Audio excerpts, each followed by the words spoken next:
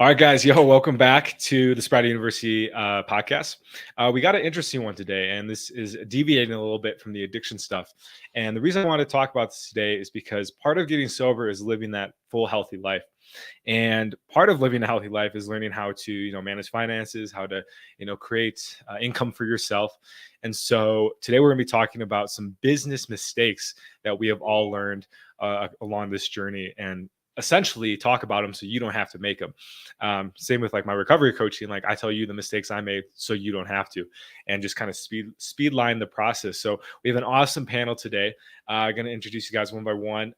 First off is Peter from Warsaw. What's up, brother? How's it going? Good. Thanks for tuning in. Absolutely. Thanks for having me. Yeah. And then welcome back to Derek. What's up? Yep.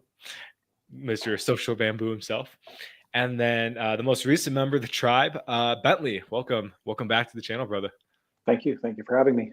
Yeah, absolutely. So as always, we're just going to dive right in and open it up. So I think first we'll go around and kind of tell everyone what your business is and how you got into it, a little backstory on it. So Peter, if you want to start us off, go for it. Yeah, for sure. So I guess I'm a little bit different than Bentley and Derek. So currently I work for a startup, and I was there since the very early times with the startup started, and I've been watching it build over the last 6 or 7 years or so. And so I have a sort of different perspective from the tech world and the startup world, and the mistakes that could potentially come with that. And then I'm also developing a product myself, but that's still in early stages. But that should be launching pretty soon. So cool. What's the product? Or is it secret? Is it secret? We'll keep it secret for now. Cool. Man of mystery. Nice. And Derek, to you, my friend. I've got a new product too, still keeping it mostly secret. I've got too many aspiring entrepreneurs following me that I don't want to give it away, before it's really gotten full traction. I've invented a product in the past. It didn't turn out well, but it was a great learning lesson. I've done a podcast for the last 5 years now. It's called Social Media Entrepreneurs, and it focuses on how to become a full-time entrepreneur and leave your day job and just, go after your dreams and work for yourself. So yeah, I've had my hand in a lot of things. I've done consulting courses, and I'm switching to an agency focus right now. And then, just a couple e-commerce companies. Very cool. And Bentley, the trucking man. Yes. So my background is more of a traditional service type business. I had a trucking company for pretty much 30 years. And I was very specialized logistics, moved the world's biggest equipment. And through the course of doing that, of course, it was naturally lots of problems, which required the assistance and service and supplies of countless businesses. And in the course of running that, I walked through the doors of well over 10,000 businesses in my life. So since I have transitioned out of trucking, I'm now doing business consulting. And a big part of that is also with marketing, just business positioning, branding, streamlining, so businesses can scale and grow based on the knowledge of all of the businesses I've seen, what works and what doesn't. And these guys just made an excellent example of a mistake to avoid, which is giving away your product or your idea before you actually have it fully baked and on the market. So kudos to both of you guys for doing that. Cool. Well, I'm going to share all my products that I do not have ready yet. First one, no, I'm just kidding.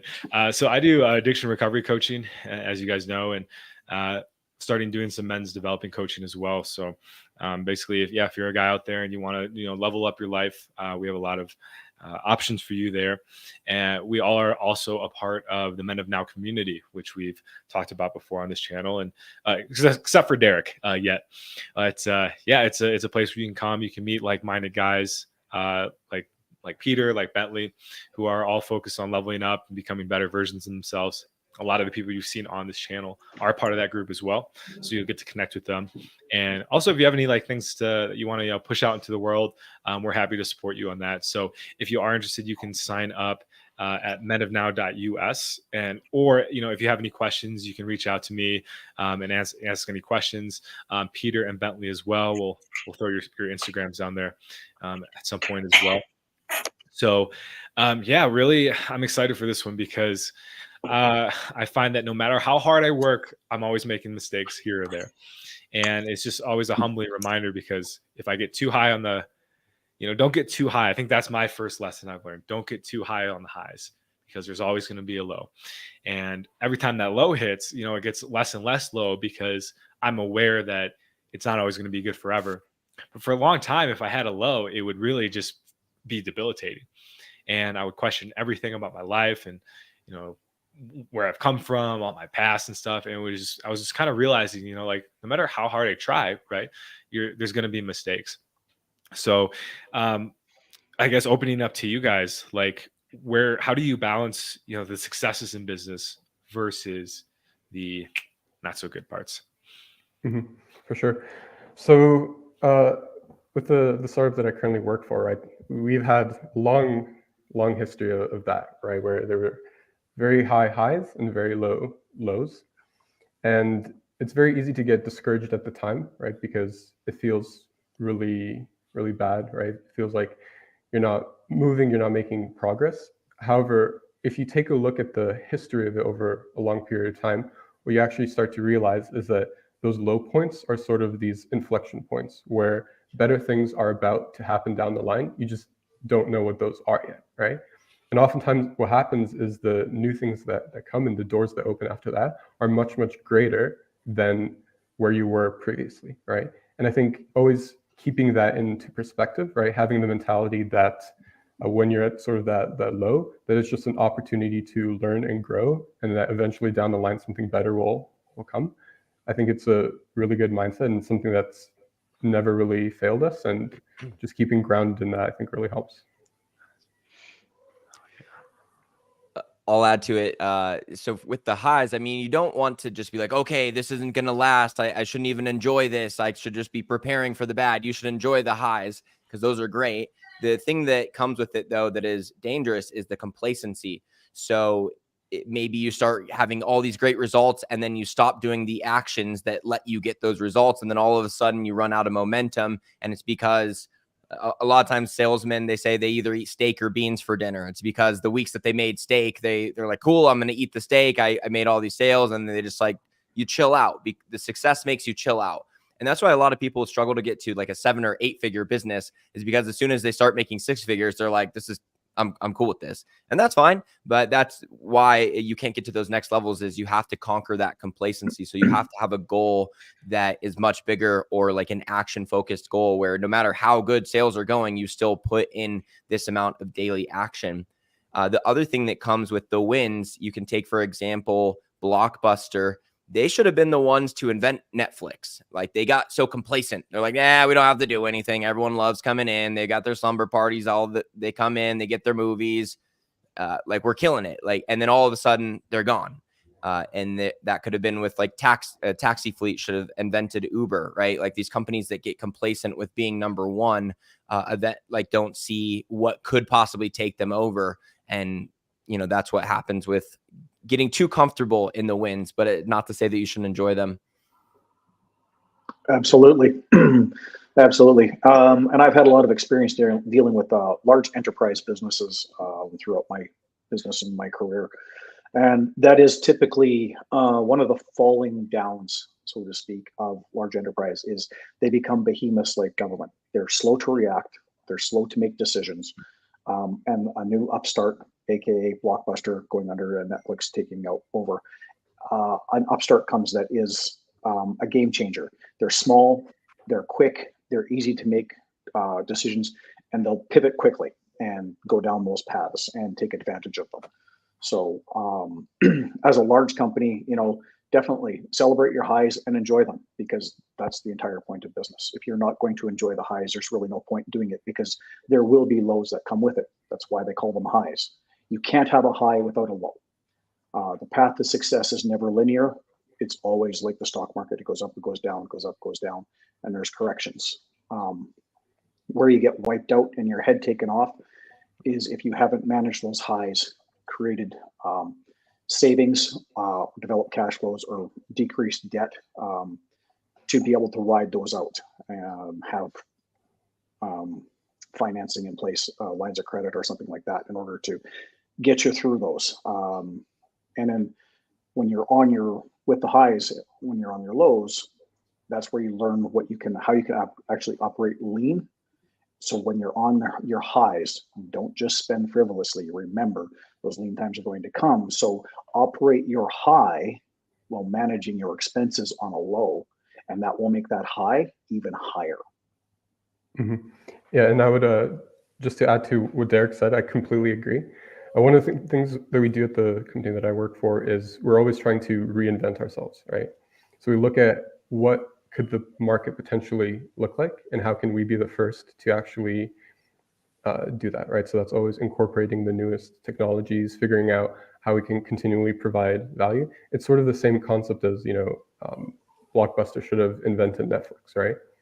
Because they're the ones that sort of had the understanding of the movie industry, right? And they should have seen and been able to predict what the future was going to look like and how everything was going to be more global and on the internet. And they should have been the ones that invented Netflix, right?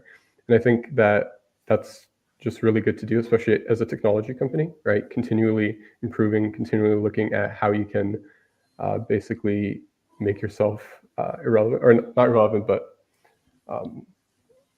basically continually make like that better product, right? And that's a mindset that's never going to fail you. Yeah, I like what you're saying too, Bentley, about making sure you have finances in place. So if someone does come and take you over, because let's be real, there's always somebody chasing and hungrier than you are, and so it's not inevitable, but it's kind of inevitable. So I really like what you said, like have a buffer in place. Yes. Anyone else says, who's Blockbuster? Dude, classic. Yes. Yeah. Well, and a good reason to have the buffer in place is the new upstart that has literally thrown everything in the kitchen sink that they have at their upstart. They are the proverbial person with nothing to lose. Who's the most dangerous opponent in the world? The person with nothing to lose, because you can't defeat them. They can literally put everything into it and it doesn't matter. And when you have things to lose, you have at a certain point, you're going to get big enough. You're going to have employees, you're going to have suppliers, you're going to have creditors, you're going to have things that you need to service. So you have a lot to lose and you need to be somewhat cautious. And when you're competing with somebody who has nothing to lose, they have an edge on you. So you have to be very careful to manage all that stuff that you can be used against you to lose, to make sure that you have what you need to deal with that when it comes along, because it will come at some point or another. It will come. It will. I used to make music and produce dance music, and my dream was to be a DJ. And what I found is whenever I would get a song that was good enough to be like in the market, a new DJ would come and just have this brand new sound, and then no one would care about the old sound. And I kept chasing that. I was like, dude, I'm almost there. And then boom, another wave came through. So I don't do music anymore for that purpose. But yeah, it's definitely, there's always someone hungry or always somebody that wants it. And I'm curious, Derek, have you had any situations in your life and business career where someone has overcame, something you were working on? It's more the offers that I've come out with. If I came out with them a couple of years earlier, would have worked so much better. Like when I started selling courses through webinars, I was like, all right, watch my 1 hour free training. It was like the end of the game. Like I came in super late. People had already sat through countless webinars, bought $1,000 course that they never opened. And here I am trying to say, watch my free training. And it was just done with. Like if I did that strategy a year earlier, it would have worked 10 times better. And then it took me refining that. I was like, okay, no, the new thing is VSLs. I'm going to do a 20-minute webinar. Screw these hour webinars. The new thing's the 20-minute webinar. And then that takes me a couple months and I come out with that. And then that doesn't work. And then I'm like, no, it's done with you consulting, where you get the course and you get the group calls is the new thing. Like, and then that finally worked. So, but now it doesn't. Now it's kind of the tail end of people being hungry to get into that kind of coaching program. Mm-hmm. And yeah, with the inventions too, like as soon as I saw an opening, I was like, act right now. And speed really is the name of the game, because my podcast, how it started was I was driving around one day searching for an Instagram podcast and I couldn't really find one that they were consistent. So 3 hours later, I came out with a podcast called Instagram Marketing Secrets. And I just came out with like 3 episodes, like how to do hashtags, how to do your bio. And within a week, I was the #1 search on podcast apps if you typed in Instagram. And then I started just getting thousands of listeners. And if I came to that like 3 months later, the opportunity would have been significantly less. So speed is so much the name of the game, which is another reason why you can't get complacent. And yeah, an idea that's great one year could be just an average idea the next year. Dude. Yeah, and I completely agree with that. I think timing is everything, but I also think it depends on the sort of industry that you're in. For things like podcasting, it's definitely important to sort of be #1 because people have like really short attention spans, right? And they're going to hop between different products, right? For things like technology companies, what can happen is you can have a great idea for a company and a great idea for a product, but the market may not be ready for it just yet, right? And what happens is you keep trying to push something out that the market just doesn't want, right? And it seems like you're continually fighting this battle to push something out. But when you sort of time things right, where the market is actually primed for that, it's a completely different experience, right? It feels like you're just riding a wave, and it's easy to get attraction for that, right?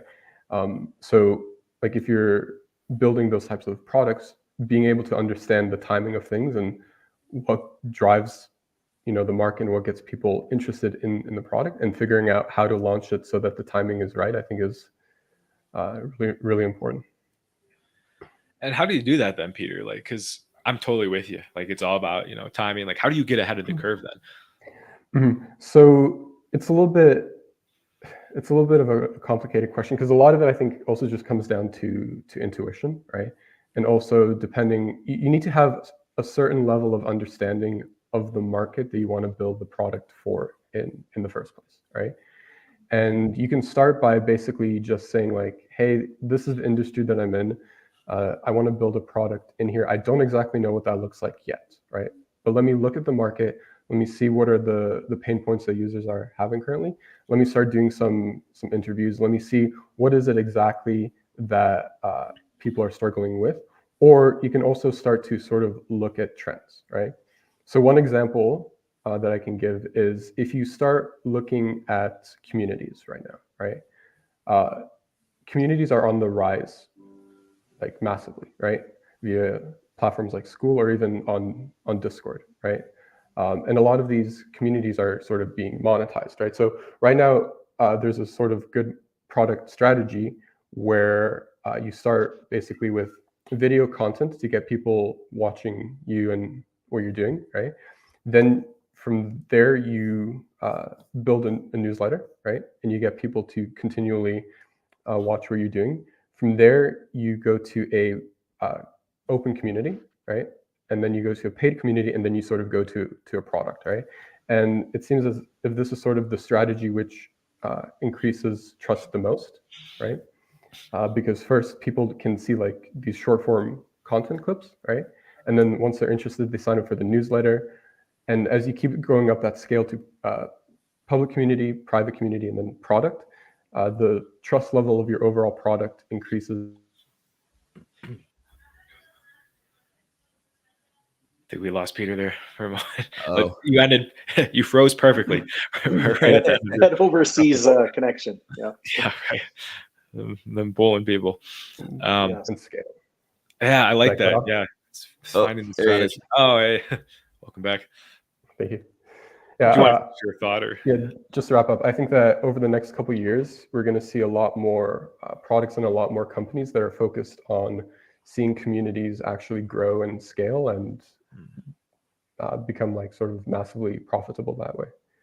Sweet. Well, that's So reassuring. that's basically just based on like trends, right? Seeing the like, right now communities are hot, right? And then looking at why is it exactly that they're hot right now, right? And it has to do around like user trust and how that affects your overall product, right? And then being able to find a way that you can monetize that as a product that you can then sell to people, right? Absolutely. And, guys, speaking of communities, we do have the Men and Now community. So definitely hop in there if that is something you are looking for, to connect with like-minded men who are all focused on becoming better human beings, right? Not even this like whole alpha thing, just, good people that want to add value to the world. And so that's really what we're focused on. None of that stuff, you know what I mean? So yeah, I really like that. And I think it's important to, like you said, focus on what you can control, like not so much, oh my God, worrying about what could possibly take you over. And this is a mistake I've had, like what could go wrong, like focusing on what could go wrong instead of what I'm doing right, and then put more energy into what I'm doing right, and kind of accept that things are going to happen, right? Like AI is going to happen. AI is happening. I know a ton of people that were graphic designers that can't get work because, well, people can just use AI now. So and I'm sure they never could prepare for that. So it's just like, again, like make sure you're focusing on what you can control. Same with like recovery and stuff. Like you don't want to focus on the past too much. You don't want to focus on the future. You want to do what you can in this moment and trust that everything is going to kind of come together if you continue to put in the work. And I think, I want to go back to Bentley's point a little while ago. Great point, Peter, by the way. Definitely follow what works. And Bentley, you said the importance of having that finances in place in case shit goes to hell. So I'm guessing you've been in a situation where you haven't had your finances in place and stuff's gone to hell. So yeah, you don't run through 30 years of business without making some mistakes along the way. If I was to write a book on the mistakes, it'd be an encyclopedia, and you guys are probably too young, but when I grew up, encyclopedias were this rack of a whole bunch of books on a shelf. It wasn't Google.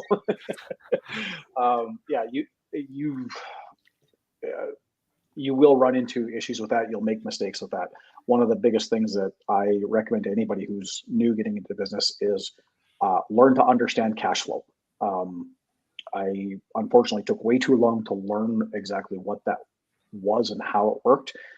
When you understand cash flow and you know how to manage it, you can actually leverage cash flow in the form of financing and having a continual with managing your cash flow properly. You can also have your continual piece that comes off that goes into your reserve fund to get you through those rainy days, and it's going to rain.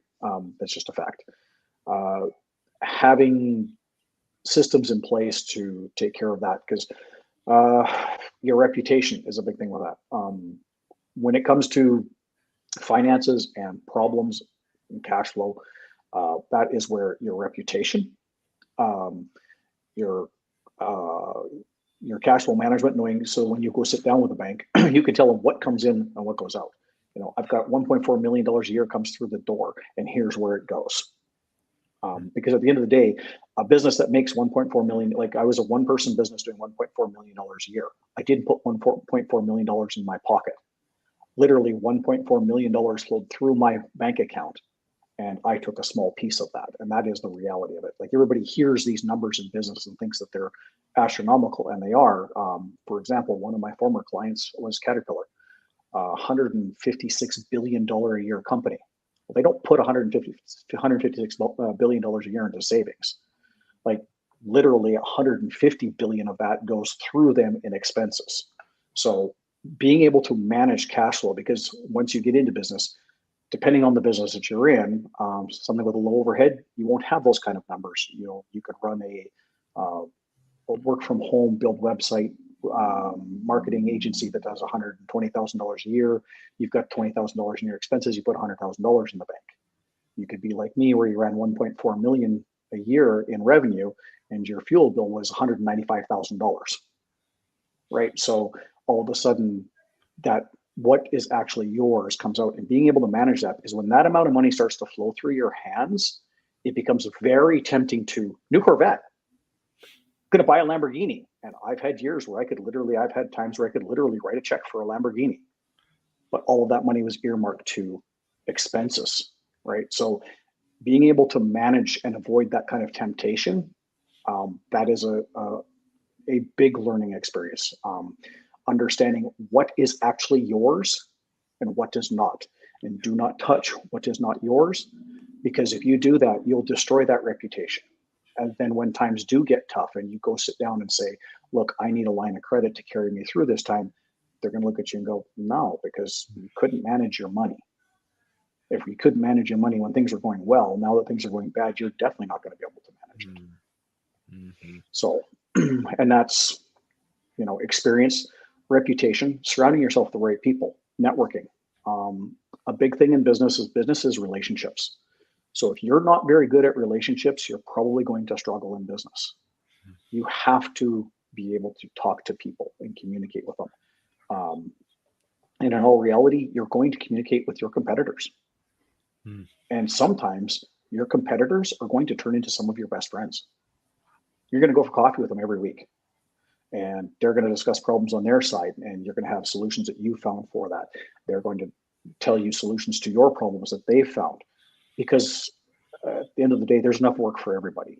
You know, nobody is really going to have it all, you know, unless you're Elon Musk or what's his name, who has Facebook. Like they want to own everything. But there is always going to be competition. So you're going to have people you can learn from, and you're going to have people you can be able to share information with. And learning how to share the information without giving away the farm, so that they will share information to help you save your farm. Because this is going to happen if you have a long-term business. Like I was in business for 3 decades, and I can't even count how many highs and lows there was in that. I love both of those points.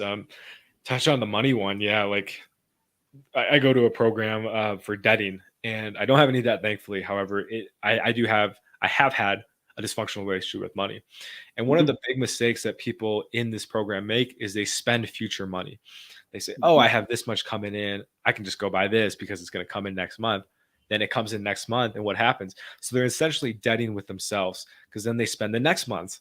And that was a big, I've done that so many times. And I've recently learned that lesson. Like, nah, man, like, dude, track your expenses, every single thing, just do it. And you know where everything's going, what's coming in. And so now it's just like, I have no temptation to buy anything that I can't afford. It's so freeing too. It's like, welcome to Cash Flow 101. well, you gotta start a course, man. It's just simple. I just live by the rule. I'll always make more money later. No. Yep. And I'm going to make more next year. Just live by that principle. I'll make more next year. Yep. Just kidding. If only it was like that, you know. Yeah. I owned my trucking business for a little over 27 years. Like I said, I worked for somebody else before that. Was kind of where I learned the ropes on it. So I actually did that business for 31 and a half years. But through that, I had 5 years where the previous year was higher revenue. That is an extremely good record. I can tell you right now, I know a lot of people who were nowhere close to that. So that was very diligent, very careful, and I still had down years. And sometimes those down years weren't down by like 1 or 2%. They were down by like 20%. And that is where your cash flow management, that's where your debt management, and that's where your reputation, your ability to solve those problems, walk into the bank. Things are down this year. I need to borrow $50,000 to get me through to the end of the year. And I'm not making the money, but they looked at the history and the cash flow records, and they gave me a line of credit for $50,000 and carried me through the year. It will happen. And I'm guessing you never predicted that was going to happen. Oh, good God, no. No, I mean, some stuff was unforeseen, right? 9/11, who saw somebody flying airplanes into towers and literally collapsing the economy? There were $100 billion projects that I was servicing that got shelved. And I had just bought a brand new $500,000 trailer to service that contract. And it got shelved. And now it's like, well, we got to find some other work. Quickly. Is DoorDash hiring? Didn't exist yet. Yeah, right. No such thing. Oh, you should have started DoorDash, man. Yeah, you should have started DoorDash, of course. Or Uber. The problem is I wouldn't have fit through residential neighborhoods. You just become like The Rock and make a gym in your trailer and start having people come in. Oh man. Now, what was the second point you made, Bentley? After About business is about relationships. Yes. Yeah. Yes, relationships. And I think that's a great lesson is like, don't make the mistake of thinking that you can only learn from certain people. Mhm. Remember, especially your enemies, like you said, can be your greatest teachers, often because they reflect something in you that you don't like about yourself. Whenever I'm Mhm. triggered by Mhm. someone, it's like, well, it's because I do the same thing. And as much as I don't want to see it, like maybe I'm having a good day, it's like, well, what can I do to work on this so I don't get triggered by that? That's more a little on the psychological side, but Mhm. yeah, Peter and Derek, like, Mhm. how do you manage your relationships in your business, and what do Yeah. you learn? So what I would actually say is that it's not only about business relationships per se, but I think it's also about your relationship with your customers, right?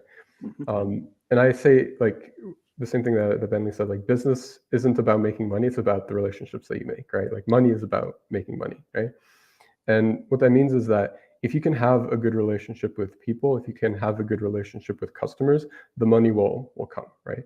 But if you have sort of this mindset that your customer base is just this bag of money that you can kind of pull from, you're going to always be able or always have like a subpar product, right? Because the products that actually win out in the market are the ones that are able to connect with the customers the most, right? And so part of business is obviously, what are the relationships that you can have with other people in business to further your business, but also the relationships that you can have with your own customer base, right? And oftentimes what can happen is that the first early adopters and the first customers, they'll end up being your most loyal customers. And they'll also be the ones that are continually like giving uh, feedback to you, right? And um, from my experience, what's happened multiple times is like when we had the mindset of focusing on the customer and the customer needs and solving that problem specifically, the customer would actually come back to us and say like, hey, like what you made is amazing, amazing product, but I think you're undervalued. Like we want you to charge us more, right?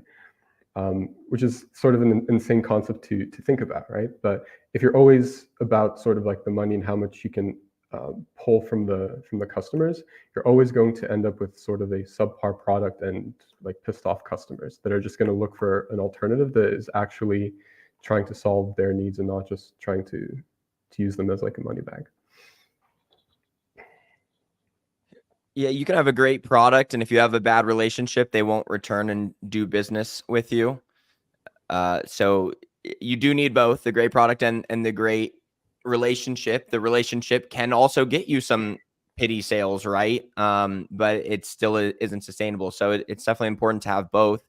As far as how to do it, with my podcast and content that I put out online, I think people want to know that you can teach them something valuable first. They don't really care to know about your life and all of those things at first.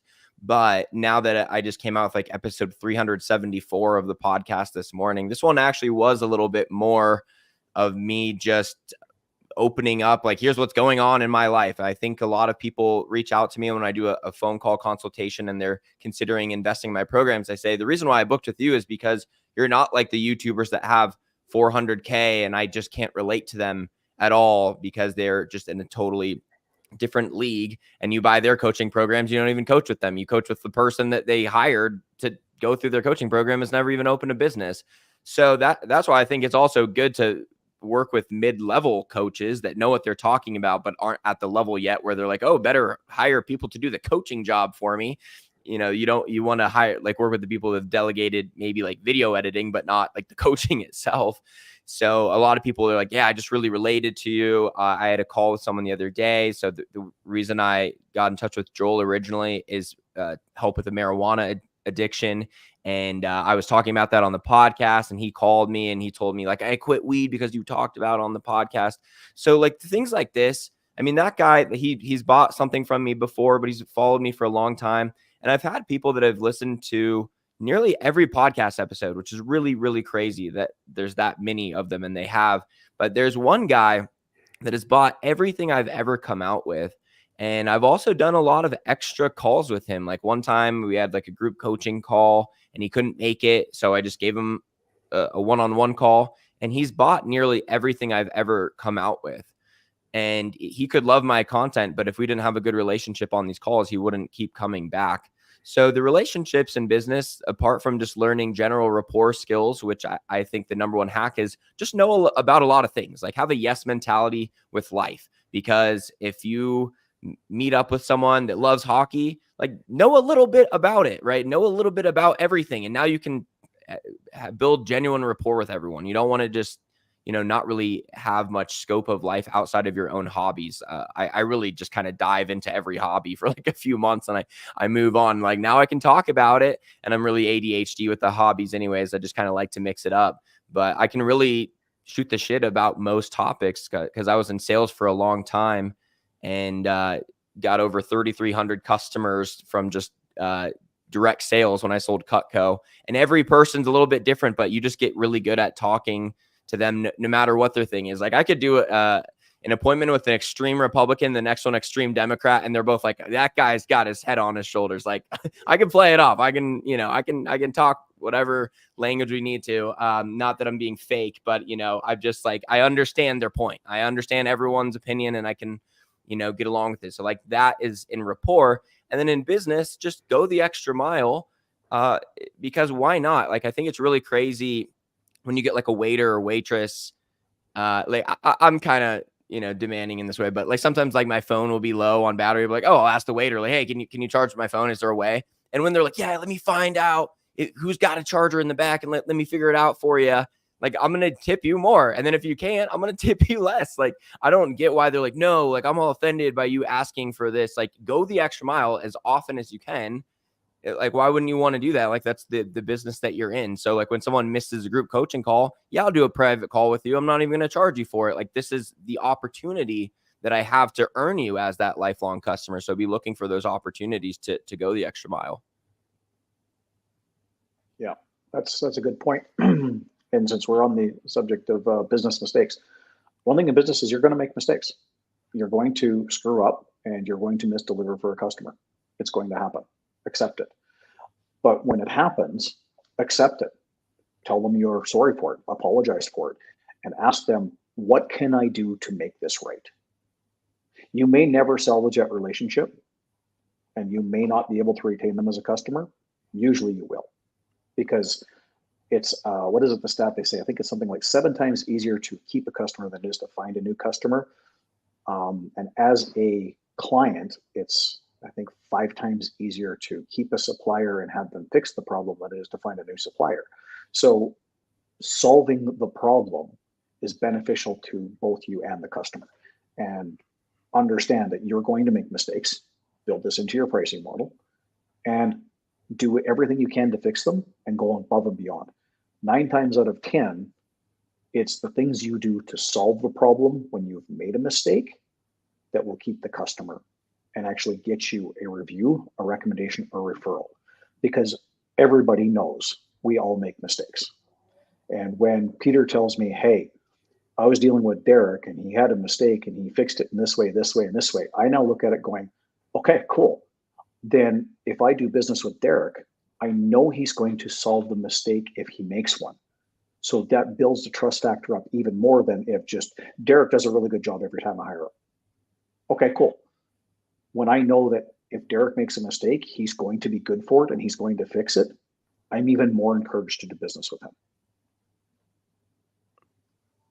100%. Like people are attracted to the flaws in people, which might sound a little weird. And it's like, what do you mean? Like, and I had a coaching call with Ricky yesterday, who also came through marijuana recovery coaching, and he's part of the Men and Now community. Awesome guy, guys. You should hit him up. If he really helps he holds space very well. Let's just say that. And he was talking, he's like, dude, the reason why I hired you for coaching is not because you were perfect and you had all this success. It's because you were a total fuck up. And so was I. It's like, and so when you can, like Bentley said, have that humility and say, hey, like I made this mistake. I'm here to correct it. I'm a human. I'm learning to, people are going to like you more, and they're just going to see that humanity and forget that it is a business and see like, oh, we're just people interacting here. And like you said, people might not accept that. And that's like something that's like learning that thick skin. That's something business has really taught me too. Like things are going to, you're going to come in sometimes with the best intentions and people are just going to say, fuck off. and that can hurt, especially if you're a guy that, a person that feels deeply or has that desire to have those deep connections. But it's business, man, and sometimes you just aren't going to have deep connections with people, and you have to focus on what you can focus on in terms of those relationships. So God, I love that, the importance of relationships. I'm curious, where have you guys possibly messed up a relationship where I think everyone has a story here. I'm human. I've messed up lots of them. I'm sure everybody else has too. It's just it's going to happen. I think it comes down to their expectations weren't set correctly is usually what it is. Okay. So especially like as an ad agency, I'm running their ads. If I don't tell them, hey, it's going to take me a month to figure this out, the second month we should be profitable. And then I start running the ads and I say, oh yeah, cancel anytime. Even after the first month, you don't love it, you can cancel it. Right. Like those two scenarios, if I frame it in those ways, like the second one, they're thinking, oh, he's going to figure out the ads right away. Like for agencies that do organic Instagram content, that could take like 6 months before they gain traction. So if you don't set the expectation correctly, then that's where the disconnect is. Because I was thinking about when you said, what problems have you had with customers? And I was thinking back to them, and I'm like, they really were all maybe just overpromised a little bit on something to get a sale. So you want to make sure that you're never, I mean, sometimes you got to pull out the, 30-day money back guarantee that you don't normally do to get a sale or whatever. But, you got to really make sure expectations are set correctly. And you want to have enough business that you don't have to try to increase your warranty or do all these extra things to get a sale. You want to be able to just turn that customer away. It is really the best way you could handle those situations. But yeah, it's all about the expectations. I love that. Yeah. How many times if you thought you were getting something and it wasn't, you're just like, well, screw this. It's like, yeah, it's the same being on the other end. Like, I know something, that I can start working on too is kind of be more realistic with my coaching and hey, you might, and this is if anyone's watching too, you're gonna, it takes about 30 days. It's gonna be the hardest part to quit weed, but it's gonna probably take a year or two to really find your joy, that pure just bliss for life. It's gonna take some time, and that it might even take longer depending on how much work you have to do. And I know in the past I've definitely kind of sold the dream maybe a little too early. Hey, you're gonna get sober and your life's just gonna be awesome. They're like, well, dude, I have all this trauma to deal with. I'm like, oh yeah. So yeah, you're gonna have to deal with that. Sorry guys. And but if you can get through coaching and stuff, you can find those avenues and find those ways of healing and stuff. Peter, how about you? Any relationships that went awry? Yeah. So this was probably actually the biggest and the hardest lesson that I learned in business. And that was that back in the day when this was after I graduated college. And I started a startup with two friends from college, right? And at the time, I was a developer, so I was doing most of the work, and the product was based off of an idea that I had, right? And so there was a long period of time, probably close to a year and a half, where I was working 14 hours a day, just trying to build this product, and along with work and all that other stuff, right? And for a bunch of reasons, which this is an entire call in itself, but the business relationship fell apart, right? But one of the reasons that and there were problems along the way, but it didn't end until later, right? And one of the reasons for that was because when you're the one that is building something, right, and you put all of your attention into it and all of your focus into it, it gets increasingly harder to give that up, right? Because you're like, hey, I spent the last 6 months or the last 8 months or the last year working on this thing, right? And if I give it up now, then it means all of that time is completely wasted, right? And having to face the fact that you have to start over from scratch with potentially something new without those people there, just completely by yourself, can be a little bit like daunting and a little bit scary, right? And what can happen in that time is that you start to sort of give up on or give into things, right? So that the people that you surround yourself with might say like, hey, we want like more, right? We want more shares in the company, or we want a different role, or we want, you know, you to do something different, or whatever, right? Whatever that may look like. You might just start to sort of give in and sort of give up a part of yourself because you're like, hey, you know, I've already spent so much effort and so much time on this. If I push back and the whole thing blows up, then I'm faced in this position where I just have to start over again, right? And learning to sort of be completely okay with that, knowing that even if you spend 6 months or 8 months or a year and a half on something that you're extremely passionate about, if it's not working, that's fine, right? You can give up, you can start new, you can start again, right? And that sort of goes back to the timing of things, right? Because back then, you may have had like a great idea and you may have put in all of this work, but if the timing, right, whether that's like the market timing or just where you are in life or whatever, just isn't working out at the time, then you sort of have to make the decision to sort of give that up and start something new, right? And that's perfectly, like, it's perfectly fine. It's not an easy decision to make. It's very difficult, especially because, you know, if you're the one putting all of that time and all of that effort in. But in the end, it ends up being, you know, a much better decision, right? Because after I made that decision, everything sort of opened up after that, right? There were a lot more opportunities, a lot more possibilities. What before was like a structure shared between 3 different friends was now, you know, I was like the sole owner. Like I had complete ownership of the company and everything, right? And it ended up sort of being like a better idea and a better product anyway, right? But without all of that pain and all of that, the hassle, right? So I think, you know, that is probably like the biggest thing there, that, you know, if you sort of fail to manage the relationships in that way, like it can backfire like pretty, you can explode back in your face, right? But learning to sort of manage that, learning to manage people, learning to manage the relationships and the people that you work with, right?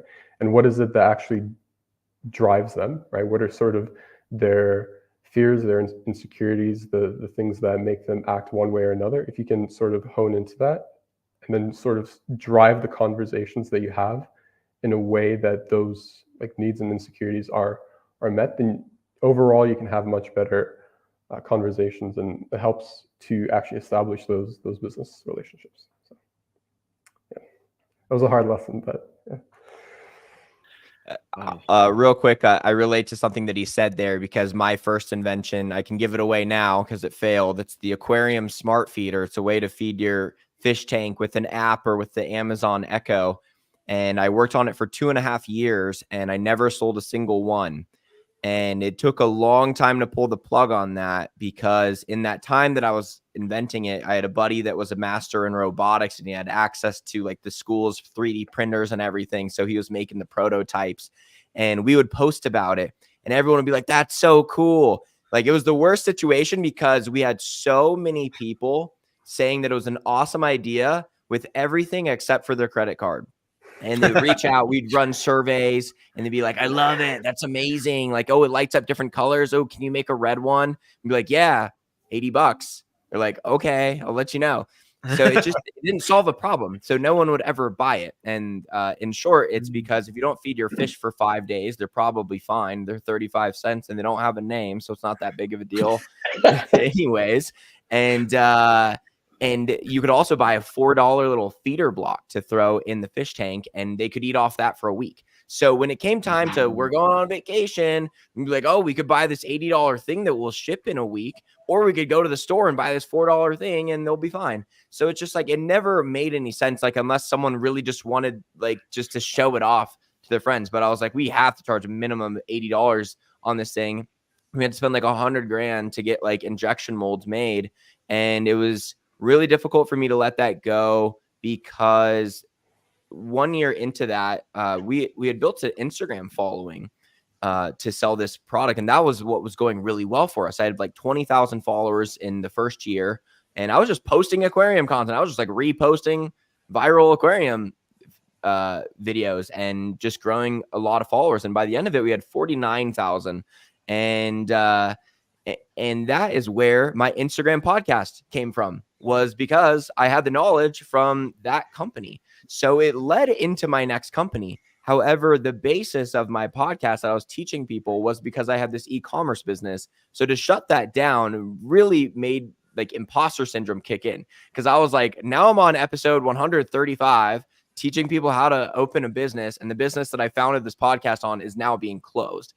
And I was really held on to it. So that was one reason. And the second reason is I simply didn't know when to, like, what good numbers like I should be seeing. Like I was like, okay, I don't know like how many sales I should have already, or how would I go about like collecting? Should I collect pre-orders to figure it out? Like I wasn't trying to charge people. I just kept running surveys, or even when I would tell friends and family, they'd be like, oh, wow, like I can't believe that doesn't exist. That's amazing. I'm like, yeah, the cat and dog automatic feeders sell tons, so we should, do the same. And that was like, I took that as reason enough. And then it really just came down to like the simple concept of like, what's the problem that it solves? And it doesn't solve one. So it was a lesson that took a very long time to learn, especially because we're like, all right, we keep making new prototypes. And like Peter was saying, like the longer invested you get into it, the more you just feel like you have to make it work. And I came from a sales job before, and Cutco knives are well proven. So like I had this whole mentality of never give up, never give up, never give up. And like, you'll be fine. And when you open your own business, especially with the product that you're inventing, like giving up is a really big part of it a lot of times, because you got to move on as soon as you know. But when you're new, you just don't know like what numbers mean to move on or not. You're kind of just like, yeah, but look at all the followers we got. So obviously it's working, but so yeah, just, the lack of experience just makes it hard to know when to pull the plug confidently. That's a great story, man. I'm like, as soon as you said it, I'm like, that's a great idea. I know, right? Yeah. Well, now it's great because I get to talk about it on the pod, and like it's like my story that I tell people of like, you could have this invention that usually it's the other way around. The whole world doubted me and it worked, and I'm like, the whole world believed in me and it didn't. So it's like the inverse of the common story. But yeah, I'm like, all right, well, it gave me the podcast, and then now I've started other endeavors, and now my new product, it's been out for 2 months and I've sold over 300 units, and I'm like, oh my God, I finally figured out how to solve a problem. so we're good. That's a great lesson right there, Derek, in that in business, you're going to make mistakes, but there's no such thing as a mistake. As long as you look at it, analyze it, figure out what you did wrong, and use what you learned to move forward and grow with, then it's not really a mistake. It's the price of knowledge. And knowledge has a price, whether you go to university, whether you try to create a product like Derek did and it fails. We'll try to build something that's an intellectual project, a product like Peter did with it. You spend 1.5 years on it and it doesn't make any money. The knowledge you gain from that, don't ever let that go. So make sure that when you have a failure, number one thing to do when you have a failure is spend some quiet time alone, sit down with a pen and a paper, put the computer, put every distraction you can away, be in a room where there's nothing but you, pen and paper, and write down what you learned.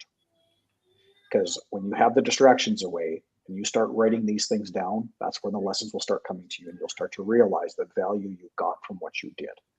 And there's always value, there's always lessons to be learned, even in failure. So take those. Absolutely. School, man. Like, dude, the amount I learned in university was like this much. I went to a D1 college and I learned that I can't do drugs. So that was my lesson from college, right? And I still did drugs, so it didn't even the lessons didn't even work. But I love that. Yeah, like there's a quote from Think and Grow Rich. It's every setback is an opportunity for a greater comeback, and that one really sticks to me because it's like in dating too, because I know we all talk about dating and stuff and have experience with that. Like, yeah, you're gonna get rejected a ton, but each time if you take that time to learn and not make the same mistake, you're gonna propel forward. And like just like with Derek, right? You might 5 years down the line, it might seem hopeless, and then all of a sudden you're selling 300 products, and you're like, I'm guessing for you, it almost seems like normal now. You're like, this is what it was supposed to freaking be like. Like, I like this. And it feels more like I deserve it to happen now, right? To have already gone through that failure. I like the expression "don't make the same mistake twice," and I think the other part of that is be okay when you make it the first time.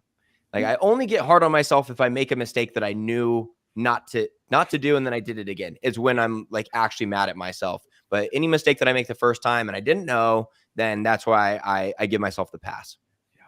And when we first met, Derek, there was a mistake you were making pretty pretty consistently.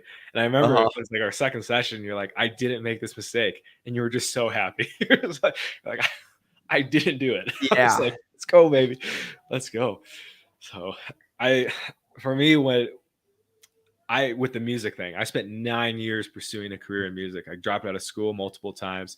That was going to be my saving grace. And like you said, I just kept making the wrong product at the I made the right product at the wrong time. And I didn't give up. I didn't heed the lesson and say, okay, it's been 3 years. I haven't made a single dollar. I'm, living in my parents' studio, pun intended, making beats. Maybe it's time to, focus on something else. I kept going for it. However, it was almost, a year ago, over a year ago, year and a half ago, I was working at a shoe store and I was making beats on the side. I just needed money. That was my whole strategy. Just earn money so I can buy equipment and make better music, hire coaches. And I was pretty close to breaking in, but one of the coaches was like, he's like, what do you want, by the way, with your career? And I'm like, oh, I want to make bank and travel the world and DJ. And he's like, yeah, that ain't happening. And he had been signed for years, like with Armin van Buuren. He knew those guys, like Hardwell. He was friends with Hardwell. He made a track with him when Hardwell was just starting his label, which is now Revealed Recordings. And he was telling me like he isn't making money off music. And it was just like, dude, what the fuck? Like this, I was so confident that this was my path. And so I found a guy on the internet who, Bentley, you just came from. We won't get into specifics, but he woke me up to that there's ways to have a different life. And so I got into real estate. And I thought that was the next saving grace. So I passed the exam, I studied my ass off, and right as I got my real estate exam, the market crashed. And so I couldn't I couldn't sell a house. And I remember just during the exam, I had studied so hard. I did the flashcard thing. I had like a stack like this big. And I remember looking at the first question and I said, yeah, I ain't going to pass this. I had no idea what the question was. And I just remember thinking like, yo, what if okay, real estate isn't working out. Like, I'm not going to get my license. Hey, I gave it a shot. But if I made a YouTube video every day for a year, what could possibly happen? And I passed the exam. And so that idea just kind of went, but once the real estate stopped working, I was like, yo, like, remember that idea I had when I was thinking I was going to fail my exam? What if I capitalized on that? And I asked a dating coach I was actually working with at the time, who has over a million followers. I was like, hey man, how do you grow a YouTube channel to, make some income? Or he's like, just do 3 videos a week for a year and a half and you'll be fine. I was like, and I was hoping he was going to say something really hard. Like, you got to make like 3 videos a day that are 10 minutes long or more. And, and he's like, nope, 3 videos. So if all that hadn't happened, I wouldn't be here with you guys. And it's just like, it's one of those things. Like, I'm just like, like I can't even put it into words. We just hit 4K subs today. And when I started that journey, I was at like 400 or something, like right around 420, ironically. And, I was like, dude, like I would just love to get to 1,000. You hit 1,000 and it just keeps growing. And it's just, I know, Derek, you have a channel as well that's doing pretty, like we're pretty close in 3,500. Yeah, I think you just pulled away. 3,900 now for you. Bro, you gotta start talking about drug addiction. Yeah. But yeah, it's just unreal. And coming full circle here, it's because I listened to the mistakes that I made and I said no more. And the big part is a wise man, there's a saying, a smart man listens to people's successes and learns from people's successes. And a wise man learns from their mistakes. So I just went full send. Okay, just don't do what these guys did. Not talking about you guys. and I should be okay, right? And that really worked. So I guess we're coming up an hour here to kind of wrap it here. Any other tips you would have for people that are, getting into business, trying to grow and not make some big mistakes? And then what is the biggest mistake you learned from that wasn't yours? Peter, you want to start? Biggest mistake that I learned that wasn't mine.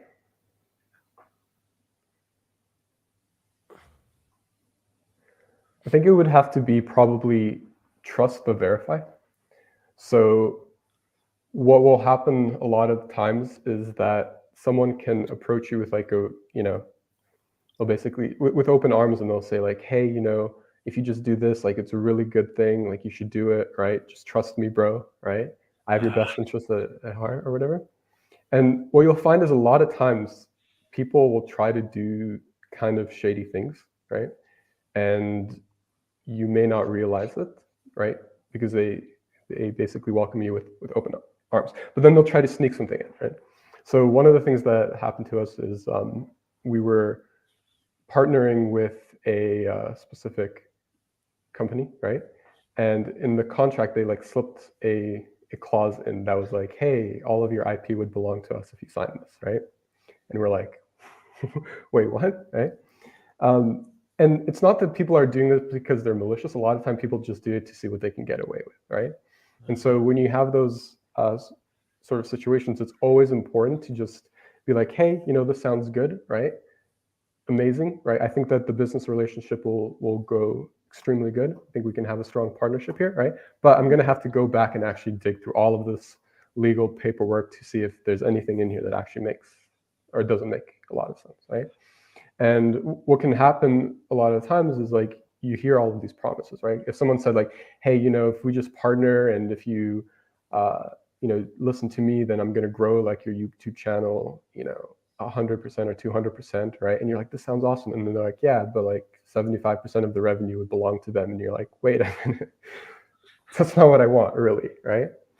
And being able to understand like what it is that you really want, right? And what is it that people are offering, and figuring out if that is what aligns with your goals and your visions. And if it doesn't, be able to just say like, hey, cool, but this isn't going to work. Be able to say no.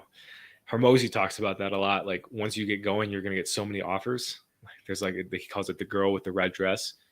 You're going to start seeing a lot of hot girls with red dresses. It's like, yeah, she seems nice. But, yeah, like that. The question is, what's a mistake you learned from someone else? Yes. Okay. So I'll wrap it up with, relating to Sobriety University channel here, because that's really been like my big thing this year. I mean, I've only worked for myself for the last 11 years now, whether it be like commission-based sales or whatever I'm doing here. And when it all comes down to you don't really have a manager, you can't get fired. Like you really have to be fully yourself is like the biggest hack in business. Like the more you are fully yourself and know yourself, especially when you're a content creator, that's what you need to dial into. You can't just always be like, oh, what's the trend? Let me just hit the dance that other person did because they got a lot of views. Like you got to be the originator of your own content if you're really going to break through. And I smoked weed like every day, all day for like 13 years. And it would make me paranoid that I was going to hit my goals. So then I'd work all day, but I'd be like pretty unfocused. And it just made me content with, hey, even if I'm sucking right now, even if I can't sell this aquarium smart feeder, like I'm content for some reason. Like I would just be cool with it, right? Like it kind of makes you happy when you don't really deserve to be. But I was like always taking that shortcut and just staying that way. And the mistake that I have seen from someone else is there is a friend of mine that I used to work with, and he's probably mid 40s, and he's a multimillionaire, and he's super successful in like everything he does. But he also smokes weed all day, every day. And I have watched his character just slowly diminish over the years and become very irritable. He can't talk to someone that isn't like exactly who he wants to talk to without just being a total dick. Like I just watch him be just bored of all these situations, just constantly ripping a hash pen that he's got on him. And even though he's got all the success on paper, he's been through relationships. He's a heartbreaker. He gets girls thinking he's going to marry them, then he breaks up with them. And I've watched him do this over and over. And I can just see that there is, internal trauma that is going on with him, and I know the weed is not helping from my point of view, even though I'm sure it's giving him that temporary relief. And I can just see, like, okay, if you maintain on the path you're going, where you're working all the time and then you're smoking weed the whole time, you might get all the success that he has, but you're gonna be a dick. Like, you're just gonna like, as Andrew Huberman or whatever I would turn into, you know, says, it's like addiction is like the slow diminishing of life. What is it? Do you know what, Sounds Joel? right. That sounds right. Something like that. Mhm. Like, yeah. So, yeah, you lose sight of the little things, and he just doesn't have any passion for what he's doing anymore. He just has built all these big businesses, and now he's just going through the day to day. But he was so passionate when I first met him 10 years ago. He was like, I'm going to be president of this company. But like, he had so much passion in it, and now he just crushes it. But he just seems like he's too cool for school all the time. So that was something that I realized. Like, whenever I am down and I'm like, okay, what do I need to do? I say, oh, I know what I need to do. I need to take my own advice. I need to do everything that I've been telling people to do on the podcast. Like, everything that we're talking about right now. Like, it's a whole other thing to, like, know, like, yeah, the guys make mistakes and, you know, keep fighting. And it's a whole other thing to, like, be the person making the mistake and then being asked to keep fighting. So it really is. I was like, I just need to be myself. I'm like, okay, who could get me out of this situation right now? Could this friend? I'm like, no, like, only me, not just because, like, I'm the one who would actually press record on the YouTube videos. I'm like, I'm the one with the skills to do this. Like, I'm the only one who knows how to do, like, all the things that I need to do. And, like, I know how to do it. Like, I just need to focus, and I just need to, you know, fully embody who I am. It is really, like, the biggest hack that I've had to, you know, do this year. Love it, dude. And I've seen you make some great transformation within a short period of time to become more like yourself. And again, that's what we talk about, like, with drugs, like they give you that temporary relief, but the consequences, you become less of who you are. And one of the best parts of being alive is being you, quirks and all. So yeah, I love that, Derek. Mr. Bentley. Yes, sir. One of the biggest mistakes that I've learned, or two of them I'll go with. The one from myself was, don't get too full of yourself. Understand that you're fallible, you're human, you're going to make mistakes. And what that leads into is a mistake I learned from someone else is, don't go out and get yourself a yes man, because he's going to tell you everything you're doing is right. You're not going to see the mistakes that you make. So the best thing to do is to find yourself either a coach, a consultant, or a friend who will call you up and tell you, dude, you fucked up. Here's where you went wrong. This is what's going wrong. And you need to pay attention to it, because everybody, myself included, gets to the point where they cannot see their own forest because of the trees right in front of them. And we're all guilty of that. Doesn't matter what you are, who you are, what you do, you're going to do things wrong. So when everyone around you tells you that everything you're doing is right and there's nothing wrong, and that goes on consistently for a period of time, you surround yourself with the wrong people. And you need to find somebody who will shake that up and go, nope, you're doing this, this, and this right, very well, but these are the things that you're doing wrong. You need to pay attention to that. And if you don't have that in your life and in your business, you are full steam ahead into the rocks. You best be prepared, because it's going to crash hard. Clip that. I was serious as fuck. I'm just like, yeah, dude, 100%. Yeah. I mean, for me too. Yeah. Finding a mentor, finding somebody that can tell you what you don't want to hear, and find that person that can do it in the way that works well with your personality too. Like, if you're not somebody that can just get screamed at, don't find someone that's just going to scream at you. Find someone that will. So my mentor, he's very good at, like, kind of teasing me when I'm doing something stupid. It's like, yeah, man, it's not your best idea. I'm just like, okay, tell me more, because I know I'm think that that's gonna be mine too, similar to mine too, is like, you got to know when you're messing up. And I think what you just said, like, a good way to start, like, let's say you can't afford a coach right now, or, you know, you can't, you don't know anybody that would be able to help. Start doing that with take your own inventory, right? Start with yourself. Start being able to call yourself out on your own BS. Like, hey, I said I was going to eat donuts today, and I ate 10 donuts. Like, it's not cool, man. Or I said I was going to work on my business for 2 hours, and I played video games instead for 4. It's like, yeah, I can't be doing this. I can't be doing this. And I have those conversations with myself almost daily on things that I'm doing that aren't in alignment with where I want to be. And sometimes it can be a little harsh. So I got to learn how to find that balance, right? Find that middle ground where I'm not just like, you fucking suck today, dude. Like, you didn't drink a half liter of water like you said you would. Like, all right, relax. Like, some things we can let go. My It's like big one thing- bottle of water. yeah, I think I maybe got a half gallon. Or something. Yeah. Okay. Yeah. Yeah, if you actually aren't drinking a half liter of water a day, or Yeah. That's you should 12 probably ounces. be drinking Yeah. more. As Bentley takes a sip of water, that's my biggest mistake. The biggest mistake I've learned from others is to enjoy the process and to not become obsessed with work. I go to a program called, I can't say it by name, but search work addiction program, and it's going to come up. So it's for work addiction, and it's not the show with the three guys that smoke weed in LA, which is a great show, by the way, but Workaholics, you guys know that show? Mm, Yeah. Gotcha. Show. It's not that. That's not how you get better with your work. But essentially, like, I went into those programs and I would see people 45, 50, 60, 70 who have just wasted their whole lives either chasing business and not finding success, putting, thinking money was the end all be all, and then not focusing on the relationships. So like we all talked about today, relationships is absolutely I'd say up there in the top 3.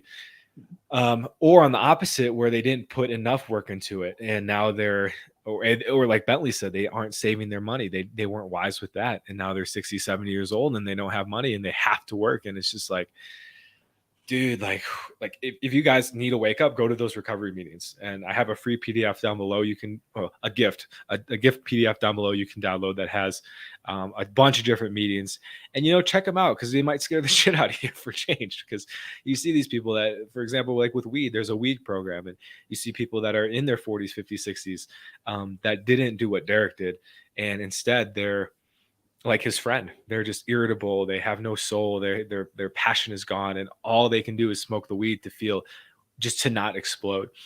And that could be the wake up to be like, well, just don't become like these people. Just do the work and don't become like these people. So that's probably the biggest thing I've learned on this is to make sure you enjoy the process. So speaking of, guys, I really enjoyed this convo today. This was awesome. And so great. much wisdom. I appreciate all 3 of you guys coming on. It was great to meet you, Peter, and we'll obviously be doing more of these in the future with our community. With the Meta Now community, we have stuff going on all over the place. Bunch of different creators, bunch of people doing content and stuff. So to wrap it up, just go around the horn and let people know where they can find you and know what you're doing in this world. So. Yep. So Peter, you can find me on Instagram, Peter Sikula. Cool. I'm on Instagram at Social Bamboo with an _ at the end. You can listen to my podcast, Social Media Entrepreneurs. Nice. Cool. For myself, I'm on Instagram as well, but mostly I mostly concentrate on business. So probably best to find me on LinkedIn. It's just linkedin.com/BentleyHam. Ham is 2 M's, all Nice. one word. Nice. That was the fastest wrap up. Usually, each person does like a 5 Peter set the tone. So I'll bring it back. Peter. First, speaking of business relationships, Big news shout coming out to soon. my husband. Thanks for tuning in, man. He's one of the founders of the community, so we really appreciate him and what he's doing for the group. And again, speaking of, you can join the Men and Now community to connect with like-minded men on their mission, leveling up, like all 4 of us here. And yeah, for myself, you can find me on Sobriety University. And for a living, I help coach people through their addiction, especially with marijuana. So if that is something you're dealing with, and maybe you've been trying by yourself, because I know we all did. You all want to just do it by yourself. You don't. You only get help when you need help. And so maybe you're at a point where you haven't been able to do that. Well, then I very much invite you to reach out for me for a consult, and we can get to know you a little bit, find out where you are in your journey and what might be the missing piece to finally letting it go. Because a lot of it is mindset. And once you can, what I've seen with people I've helped, and with Derek as well, like once you see the bigger purpose for your life, like, oh, like I have way more to live for than just packing a bowl every night. Oh yeah, the new Mac OS. Does it work for me now? Does that really do that? Yeah, yeah. It only works for Joel. Do you guys got? Yeah. You guys got? Hi, Oh, Peter. you knew. Huh. Come on. Oh, whoa. I was waiting on you. Oh. That's fucking true. Okay, cool. Apple, man. Yeah. So all you Mac, your PC users, yeah, get on the Mac. You get that stuff. I'm on Mac. I'm on a Mac. Are you? Oh, here's why. Okay. What do you guys use for your camera? Oh, I've got webcam. Webcam. Webcam. Okay. Yeah, Logitech webcam. That's why I'm using my iPhone as the camera. So I think it's things like that. Yeah, little pro tip: you can use your iPhone camera. Just mount it behind your computer if you have a Mac, and it's a 4K camera. Your camera does look the best. Dang it. It does. Yeah. Yeah. My lighting situation in here isn't that great yet. I just moved in yesterday, so. Okay, I love Bentley. The whole wall is like crooked. Hey, I told you I have made a shitload of mistakes. This is an action, guys. This is live action. I have made a shitload of mistakes. not live. We'll do a stream one day where we all have just like wonky ass cameras. That'd be great. We've got in the place that I'm in a co-working place. We've got a really cool studio. I didn't really have time and didn't know I was going to do this to get in there, but I will. It's got a real cool background. It's very different. Sweet. I'd love to tell the story on that one, but I'm not going to do it at the end of the show. Another day for sure. Another day. For sure. So yeah, guys, just wrapping up. Again, you can reach out to me on Sobriety University. There'll be a description below to book a call and find that freedom you need. Your life can be great, guys. You can have an amazing life that is beyond anything you could have imagined at all. I thought I was going to be a dentist. I would have sucked so hard, dude. Would have been a terrible dentist. And so yeah, guys, thank you for tuning in, and for everyone who showed up. Comment down below if you have any questions or comments. You can find this on Derek's channel as well at @socialbamboo_. So hit up his channel as well for a ton of awesome business advice, and connect with these guys on Instagram. There we go. If you have any questions about the community as well. And other than that, we'll catch you guys in the next one. Adios. Bye.